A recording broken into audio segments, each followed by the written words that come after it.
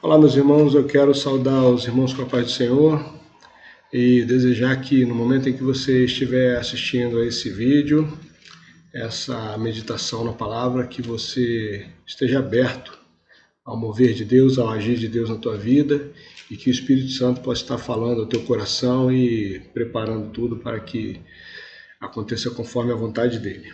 Amém? Eu gostaria de fazer uma reflexão com os irmãos dessa vez, através da... Eu gostaria de fazer uma reflexão com os irmãos dessa vez a respeito do que nós temos vivido nos últimos tempos e como anda a nossa sociedade em alguns aspectos, isso à luz da palavra de Deus. Eu quero compartilhar com os irmãos Quero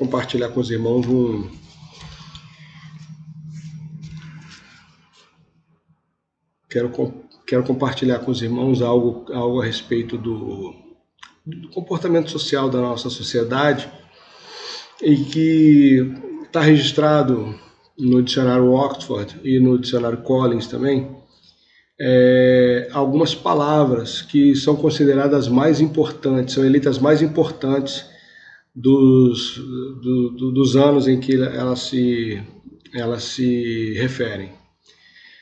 Por exemplo, no ano de 2019, a palavra considerada mais importante foi Climate Strike, no dicionário Collins, e no dicionário Oxford foi Climate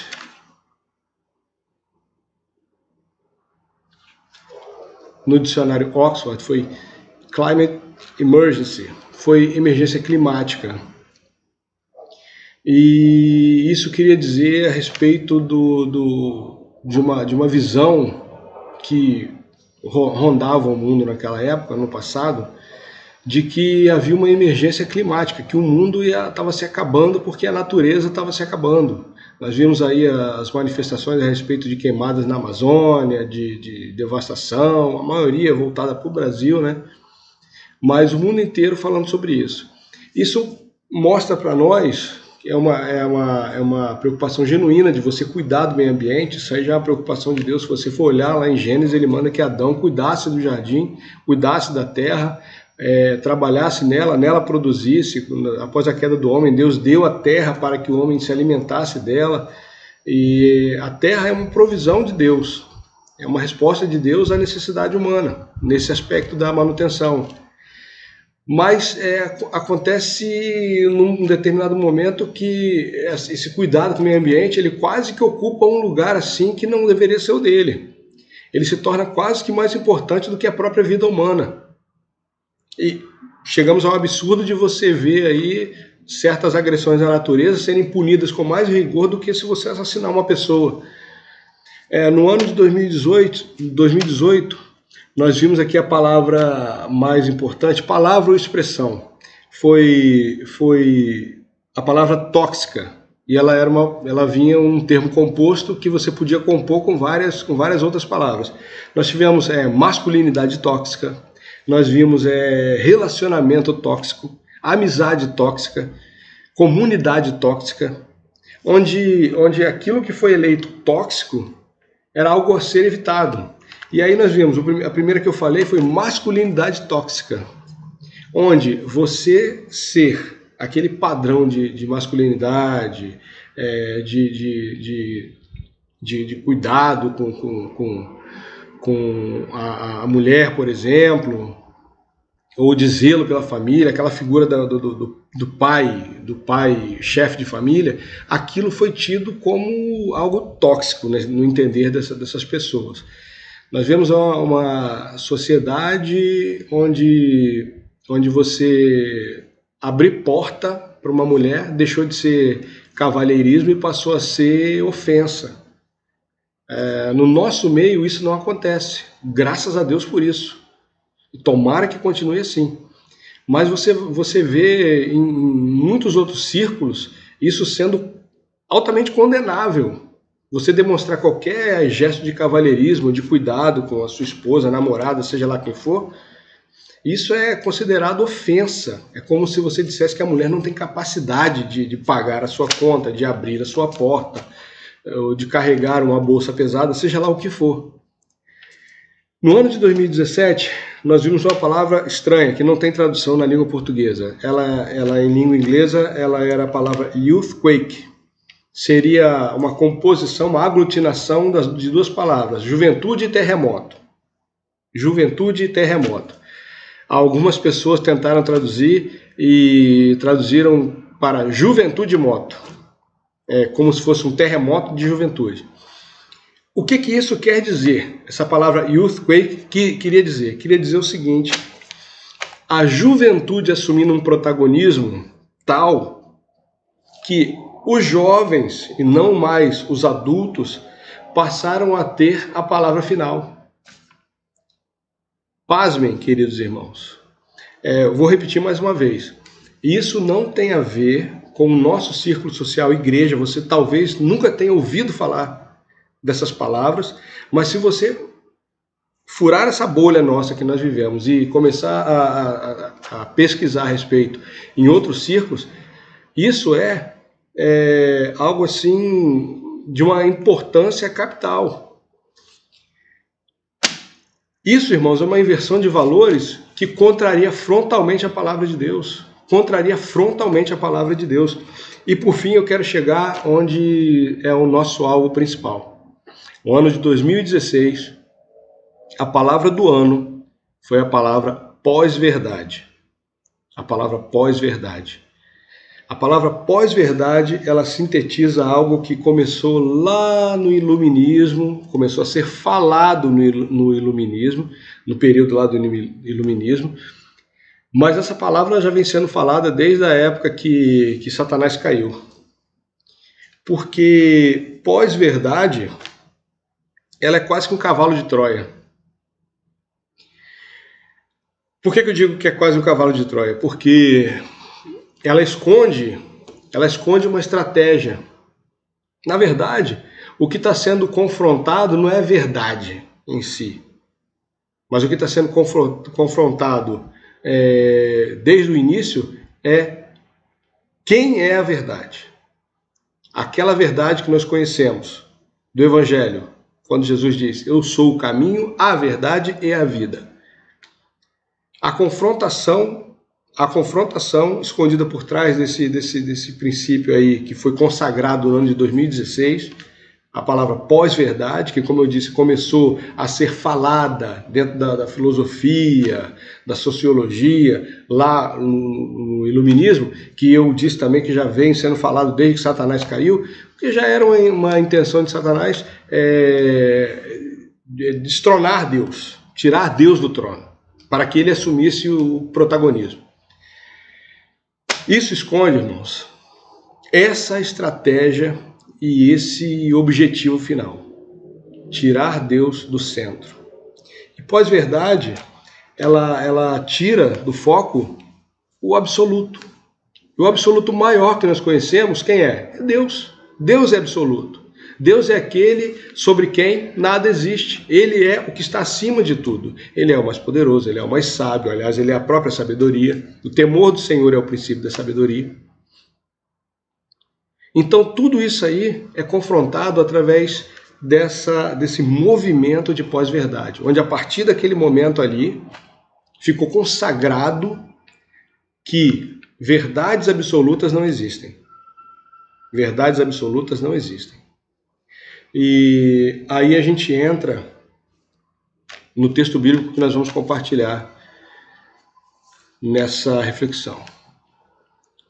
Porque diante de tudo isso que eu mostrei para os irmãos, o ano de 2019, colocando a natureza acima de tudo, mais importante até que o próprio homem. No ano de 2018, criminalizando, marginalizando relações sociais que nós conhecemos e são consagradas na Bíblia. Foram feitas por Deus para ser mantidas, respeitadas, honradas. No ano de 2017, tirando os adultos do centro, colocando os jovens no centro, uma inversão total de valor que não é amparada, não tem respaldo bíblico nenhum. E, por fim, voltando no ano de 2016, a pós-verdade. Chegamos à conclusão, então, de que o mundo está caminhando para o caos. Isso nós já sabemos pela palavra de Deus, mas nós vivemos, irmãos, um tempo em que eu digo que nós somos privilegiados, porque Deus nos permitiu estar vivos para ver esse momento da humanidade, onde tudo começa a degringolar, tudo começa a desandar, tudo começa a perder o rumo. Tudo começa a perder o rumo, e nós estamos vivos para isso, e nós somos a igreja dessa época, nós somos a igreja desse período. Nós estamos vivos aqui para fazer a diferença nesta época. Deus nos deu o privilégio de estarmos vivos nesse período para fazermos a diferença. E aí eu quero entrar nessa reflexão bíblica, que está lá no livro de João. Você vai encontrar esse relato lá em João 4, dos versículos 1 ao 42. O versículo, é a passagem que fala da mulher samaritana. O que tem a ver mulher samaritana com tudo isso que nós estamos ouvindo aqui, pastor Gavino? Nós vamos ver o que tem tudo isso a ver. Porque se o mundo está degringolando, e eu disse que nós somos a resposta de Deus para esse momento da humanidade, nós temos que observar algumas coisas que nós vamos ver nesse texto. Primeiro, João, ele tá fazendo a narrativa ali de Jesus entrando numa determinada cidade e encontrando com uma mulher de Samaria.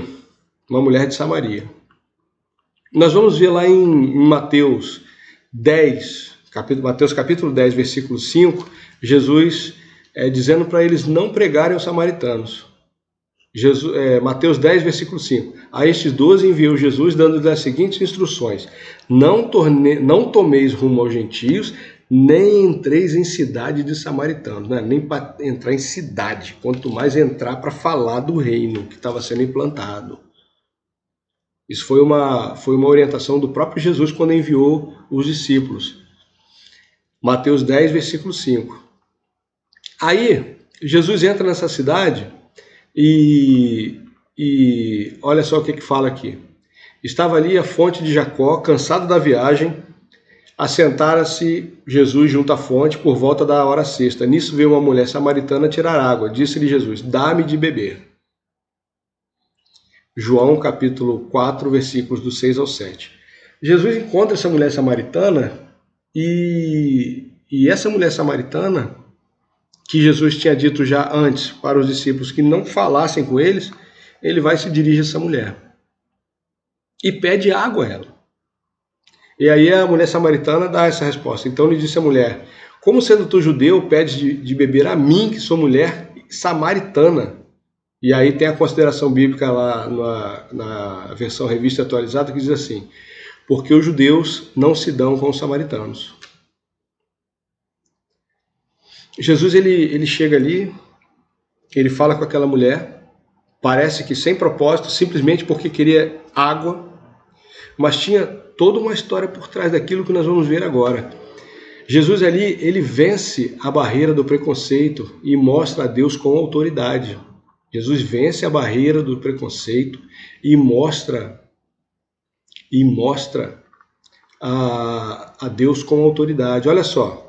Versículos do 9 ao 12. Replicou-lhe Jesus: se conheceras o dom de Deus e quem é o que te pede dar-me de beber, tu lhe pedirias e ele te daria a água da vida. Respondeu ela ao Senhor: tu não tens com o que tirar e o poço é fundo. Onde, pois, tem a água viva?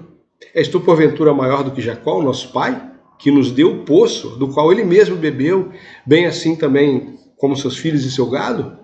A mulher confronta Jesus: que água é essa que você chega aqui, você pede água porque está com sede, agora você me disse que você me daria uma água para beber se eu soubesse quem é que está falando comigo, quem você é? E você vai tirar essa água de onde? Jesus, com autoridade, ele fala que ele tinha o poder de saciar a sede daquela mulher. Irmão, não se engane. A crise do mundo é por falta de referência, é por falta de norte, é por falta de saber, de conhecer. Repito, nós somos a igreja que está na terra nesse período.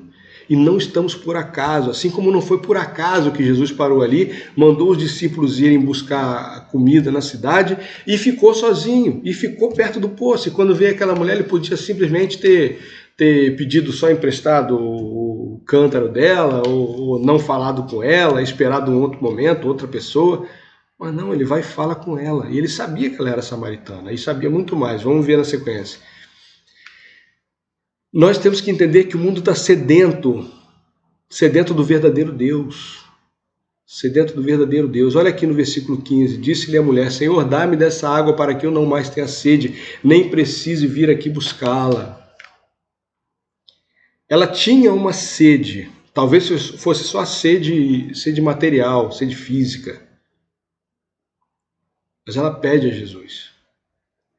Ela pede daquela água que saciaria a sede para sempre. O mundo está desse jeito também. Ele quer uma água que resolva o problema dele. Ele quer uma resposta que ponha fim à dor dele. A falta de norte, de saber como agir, como andar, o que fazer principalmente. E Jesus vai e nos mostra mais uma verdade ali, que nós temos que estar prontos a dizer a verdade, confrontar o pecado, sempre apontando o caminho. Não adianta você confrontar o pecado e não saber o que fazer depois daquilo. Não adianta você chegar e dizer você está errado e não apontar o certo. Ou não adianta você dizer que a pessoa está errada e você não viveu o certo. Não adianta, você tem que ter a água que você oferece. E Jesus chega ali e diz: Disse-lhe Jesus: Vai, chama teu marido e vem cá. Ao que lhe respondeu a mulher: Não tenho marido. Replicou-lhe Jesus: Bem disseste, não tenho marido. Porque 5 maridos já tiveste. E esse agora que tens não é teu marido. Isto disseste com verdade.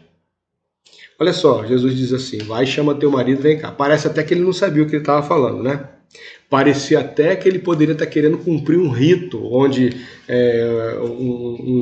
um judeu não deveria se dirigir a uma mulher sozinha, principalmente se fosse samaritana, não deveria falar com o samaritano, principalmente se fosse mulher.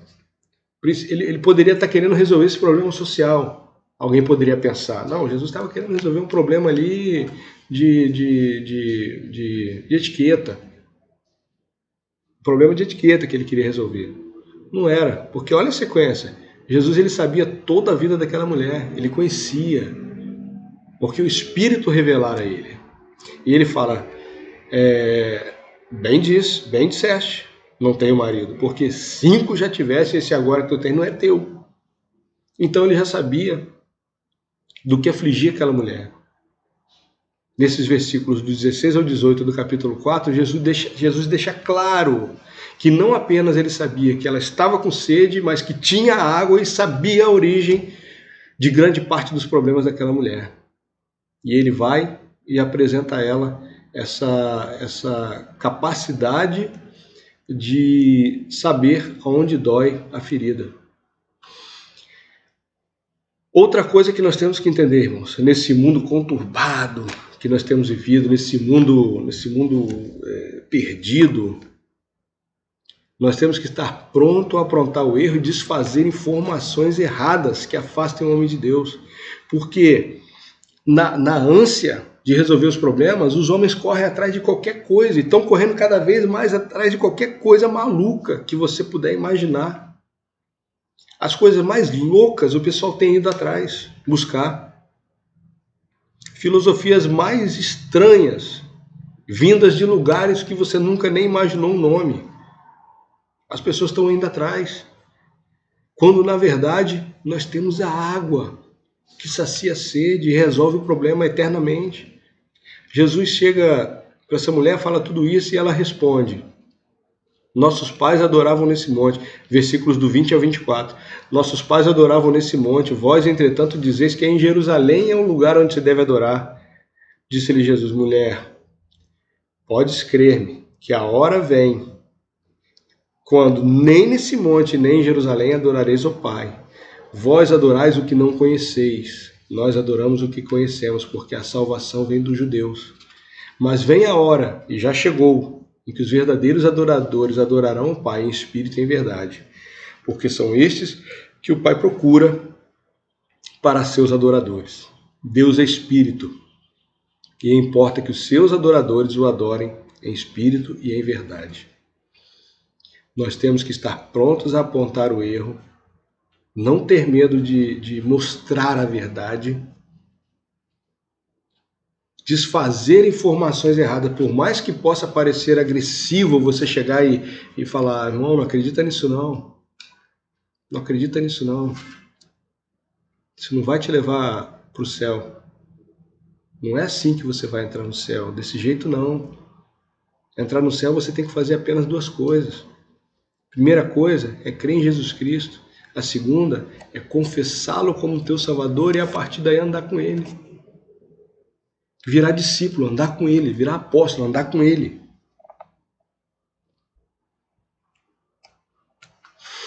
Me lembro de uma época que uma parente minha estava ficando cega, estava perdendo a visão por causa de um problema de família que nós temos, glaucoma. Você começa a perder a pressão do olho, a pressão do seu olho começa a ficar degringolada, não sei explicar direito, mas isso aí faz você perder a visão e essa parente minha estava ficando cega. Eu fui lá fazer uma visita a ela, conversamos, chegamos, sentamos, pedi permissão, oramos. Ela não é evangélica, oramos por ela. Aí ela toda feliz, ela falou, eu tô com fé que minha situação vai melhorar porque eu tô indo lá em Goiânia visitar o João de Deus. Eu tô sendo tratada pelo João de Deus, aquele médium lá de Goiânia. E ali eu falei para ela, chegou um momento em que eu tive que confrontar e falar a verdade. Falei, o que eu tenho para dizer à senhora, como conhecedor da Bíblia que sou, é que isso não vai ser o resultado para a senhora, não. Não vai ser o resultado. Porque sua vista pode até ficar curada, mas o que vem no pacote não é de Deus, não. E falei mesmo. Partir por tudo ou nada. Com jeitinho, com carinho, com educação. Falei a verdade, falei, não vai, o pacote ele vem com outras coisas, não é só isso não, pode até acontecer, tem pessoas que falam, eu não acredito, mas tem pessoas que falam, mas o pacote ele vem com outras coisas junto que não são de Deus. E pouco tempo depois, eu fiquei orando, fiquei em oração, Senhor, revela, mostra a verdade, não deixa que essa pessoa se feche mais ainda para o Evangelho, pelo que eu falei, que não queria a rejeição e tal. Comecei a orar, pedir a Deus ali que revelasse. Pouco tempo depois, o João de Deus, ele caiu naquele escândalo aí que o pessoal sabe aí, foi até preso. Aí começou a aparecer a opção de gente denunciando ele por assédio sexual, mais uma opção de coisa lá, posse de arma, ameaça, opção de coisa. Então, eu estou dando esse exemplo, irmãos, porque às vezes a gente fica receoso de confrontar. É uma pessoa muito querida nossa, e ela demonstra muita fé naquele negócio ali, e a gente fica, meu Deus, como é que eu vou falar para essa pessoa, Jesus? A pessoa de repente está nas últimas, você está falando aquilo, mas querido, deixa eu te falar uma coisa. A palavra de Deus diz lá em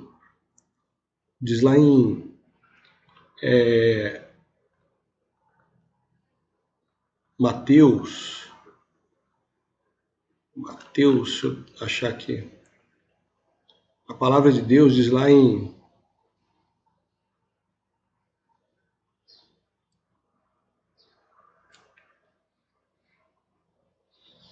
A palavra de Deus, ela diz lá em Mateus 10, versículo 16 ao 20, eis que eu vos envio como ovelhas para o meio de lobos, sede portanto prudentes como a serpente, simples como as pombas. Vou repetir aqui a referência, Mateus 10, do 16 ao 20.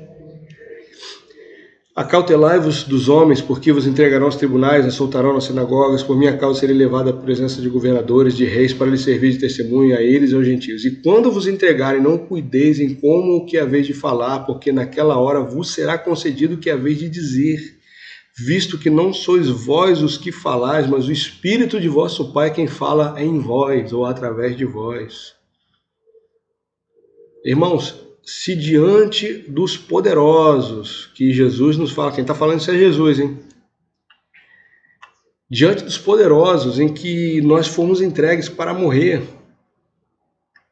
o Senhor nos fala que nós não devemos ter medo do que falar, porque o Espírito falaria por nós. Pensa você está diante de uma pessoa que talvez seja o último momento em que você vai estar com ela. E você tem a chance de, com todo carinho, repito, com todo carinho, com todo cuidado, mas tendo a certeza de que salvação só é em Jesus e de que aquela pode ser a última vez que você esteja diante daquela pessoa com vida, você tem que clamar ao Senhor: Senhor, me dá a tua palavra agora, e falar para ela: aceita Jesus, aceita Jesus. Não morre acreditando em reencarnação não, porque a reencarnação é a maior mentira que o diabo criou para enganar o ser humano e levar a gente para o inferno. Porque a pessoa morre acreditando que vai ter uma chance de voltar e não volta. É a última chance que a pessoa tem, é no momento em que ela se desliga dessa vida terrena e passa para o mundo espiritual. Ela não vai voltar. Vale a pena você ficar sem graça, com medo, com vergonha? Pelo amor de Deus, vergonha não, irmãos. Fale de Jesus. Nem que para isso você tenha que ser apedrejado. O que é vergonha? Pelo amor de Deus, fala de Jesus. Abre o jogo para a pessoa. Com jeitinho, com carinho, sem ser agressivo, porque o pessoal já joga pedra na gente, a gente tendo o maior cuidado. Ah, vocês acham que só vocês são salvos, só vocês são certos, só vocês vão para o céu. Querido, nós não achamos que só nós vamos para o céu, não. É toda pessoa que só tiver aceitado a Jesus e só andar com Jesus é que vai para o céu. Isso é uma verdade eterna. E Jesus, ele fala isso lá, ó. Vocês estão adorando aí no monte, vocês acham que sim, mas ó, não é em Jerusalém, não é aqui no templo de vocês aqui em Samaria, não é. Os verdadeiros adoradores adorarão ao Senhor em espírito e em verdade. Essa hora está chegando. E o próprio Deus a ser adorado é que estava falando aquelas palavras ali. O próprio Redentor. Mais adiante aqui, nós temos que entender, para essa geração perdida, que nós acabamos de falar aqui agora há pouco, que está toda confusa, perdida, nós temos que entender que a palavra de Deus ela tem o poder de converter o que ouve. Basta haver quem a pregue. Basta haver quem a pregue. A palavra de Deus tem o poder de converter quem a ouve, porque a palavra trabalha junto com o Espírito. Quem convence o homem do pecado, da justiça e do juízo? Aquele que foi enviado por Jesus depois que ele subiu. E quando a pessoa é ministrada a palavra, o Espírito Santo fala com a pessoa. Jesus fala o seguinte, nos versículos 39 a 42, dessa mesma passagem de João 4, lá, na passagem da mulher samaritana. Jesus faz tudo isso aí.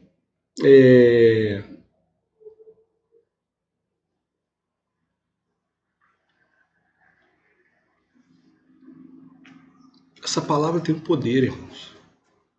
E aí você tem que ver aqui o que diz aqui em João 4, 39 a 42, é o finalzinho, a respeito disso. Essa palavra que tem o poder de converter quem a ouve, bastando quem a ver quem a pregue. Olha o que essa palavra produziu. Muitos samaritanos daquela cidade creram nele. em virtude do testemunho da mulher, que anunciara: ele me disse tudo quanto tenho feito. Vindo, pois, os samaritanos ter com Jesus, pediram-lhe que permanecesse com eles, e ele ficou ali 2 dias. Muitos outros trava-língua. Muitos outros creram nele, por causa da sua palavra, e diziam à mulher: já agora não é pelo que disseste que nós cremos, mas porque nós mesmos temos ouvido e sabemos que este é verdadeiramente o Salvador do mundo. O que é que o Senhor Jesus fala para Pedro ali, quando ele pergunta: quem dizem que eu sou? Aí os discípulos respondem: um dizem que tu é Elias, outro dizem que tu é Moisés, outro dizem que tu é João Batista, que reencarnou aí. Cada um diz uma coisa. E Jesus pergunta: e tu? E vocês? Quem dizem que eu sou? E Pedro responde: tu és o Cristo, Filho do Deus vivo.